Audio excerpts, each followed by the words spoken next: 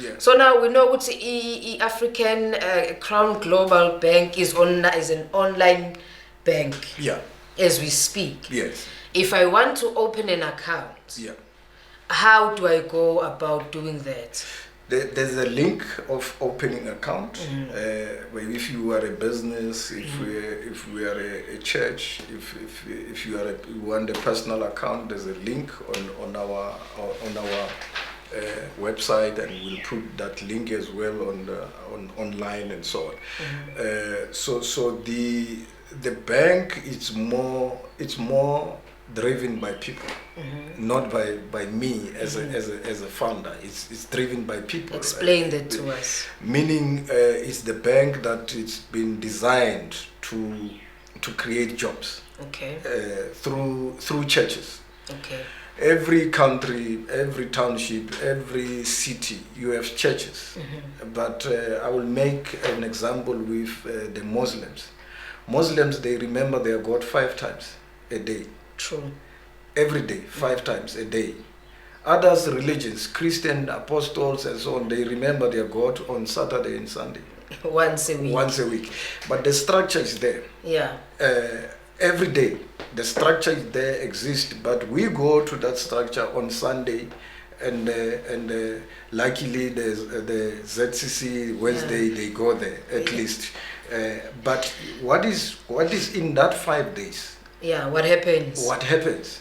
And then if we say we are Christians, but we are not saying these churches should only assist the Christians. Okay. Somebody can have his own traditional beliefs and so on. He still has to come to church. Anybody who dies today, when that person is buried, there's a bishop or there's a reverend. True. I've never seen that they say they want a criminal to bless this person to go.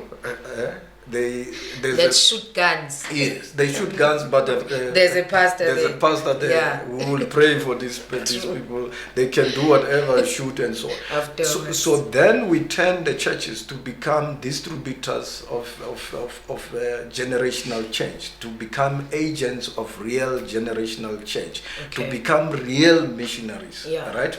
In a way that these churches, they now become creating sustainable jobs, facilitating sustainable jobs for the communities. Through the churches. Through the churches and the bank, right? Okay. So the bank will vet this church. If this church is a legit church, it doesn't have scandals of like others we know, then we say, this church, we put a fundraising instrument for them. Okay. Then that fundraising instrument, it then become empowering 2,000 people. Okay. So if we have 50,000 churches, each church empower 2,000 people. That's good numbers. Yeah. Right? That will give solution for food, for jobs, for housing, from one church, right? So you take 50,000 churches, but the focus first, it's 12 countries in Africa, right? In Southern Africa, 12 countries. So this focus of what we are doing now, what we are launching, is the focus of Southern Africa, 12 countries. Next year, the focus will be Central Africa. In 5 years, we are done. With the continent. Yes, with the continent, we have almost 500 million people who are part of the platform, right? The church itself become distributors of the food hampers, free food hampers. Okay. The church itself become a facilitator for job creation. The church itself identify people who need houses. Okay. We know that people have been registered for houses with governments since 1995, but others, they don't have houses, but you get a child that was born in 2000, then he have a house. You ask yourself, but how? Yes. So the responsibility of community development is not only has to be driven by governments or local government. The community itself have to do that. So how we do it? We do it through building a fixed income deposit, right? So a certain church will fundraise so much amount of money, and then that money, it becomes fixed, right? Okay. In the bank. In the bank. Okay. The fixed part of that money is the one that sustains the jobs, right? We can't run our continent as we are a charity case. Yeah. Donation this, donation that, right? So even if somebody was helping, whether if we say a $5.6 million will empower 10 people with housing, food, and jobs. 10 people from that fixed income of $5.6 million. Whether somebody contribute that as a digital currency, your Bitcoin, whatever currency, and so on, or dollars, we fix that money for the next 25 years. Oh, okay. Then the owner of the money still have 5% of that. Okay, so take us through that practically. Yeah. So Church A raises, is it over time? Is it annually or every month that Church A says we are fixing 10,000 Rand, for instance? Yeah. That money stays in the bank. Yeah. And you have a record that it comes from Church A. Yeah. It stays there for 25 years, or can then Church A every month or every year add to that money? And then after 25 years, what happens? How do the community then benefit from that? Remember, churches, our today churches, they just sell hope with hopeless people.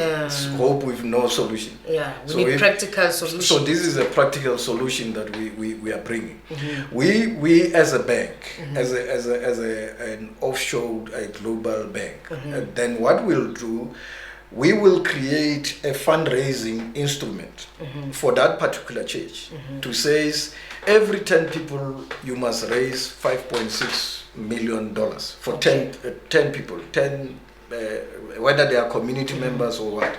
But we want that church to have 2,000 people that they can benefit in that church. Okay. So the church will build an instrument for the church to be able to fundraise, not only to their congregations, but as well from those rich people, from the businesses and so on, to say we want so much. So it will be like $5.6 million multiplied by 100. Oh, so you have a set amount. Yes. Say, raise this amount. Yes. Okay. By 100. That will. So automatically that church will be able to raise around 10 billion rand. Okay. The interest of that 10 billion rand is the one who sustain the annual cost for the food, for job creation and so on. But in addition for that church as well will be benefiting a local company, a farmer, a supermarket that come together and work with us, meaning we can give 2,000 labor stability, free labor, right, to the platform members, whether you are running a farm, tomato workers, farming, whether you are a construction company, as long as you have a record and then it's a clean, it's registered company, we will say, here is 2,000 people, this one will go to farming, this group will go to this, and so you don't pay those people. The platform itself, the church, the banking platform itself, pay those people annually, 16,800. Okay. That's the all benefits included. The 12,500 is their take home. I see. Right? So it's a solution for the community, for the church, because some of us, we don't want to go to church. When you go to church, a pastor will say, no, issue me. Then I will say, but our pastor, we want 10%. I'm hungry. 10% with an empty stomach. Yeah. I don't have electricity at home, but pastor he says I will be blessed. Yeah. Then I will wait 3 years for blessing. They don't come.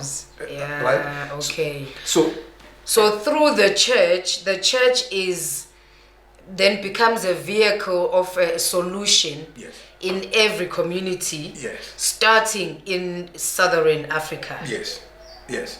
The first focus is 12 countries in Southern Africa. Your Malawi, Zimbabwe, Lesotho. But we obviously charity begins at home. South Africa is the one that born this idea, this platform. But this is a platform, banking platform for Africa, beyond Africa, including other developing countries and so on. So those BRIC countries, you say BRIC countries, those China, Brazil, Saudi Arabia, and so on. Let's see. Let's put their money a reality, because practically they have been preaching that they want change of this and so on. But again, it's a solution for the unions. Unions annually they advocate and toy for salary increase. For domestic workers who've got 4,000 rand, what are you going to do with 4,000 rand a monthly? So this is a solution to say whether you are a farm worker, standard 12,500 rand. Okay. Whether you are a take home 16,800 rand, all the benefits, right? Whether you are in logistics, security, as long as we don't want to own companies, and we don't want to destroy companies. We want to work with companies, farmers, and all those sectors and so on. So automatically give economical stability.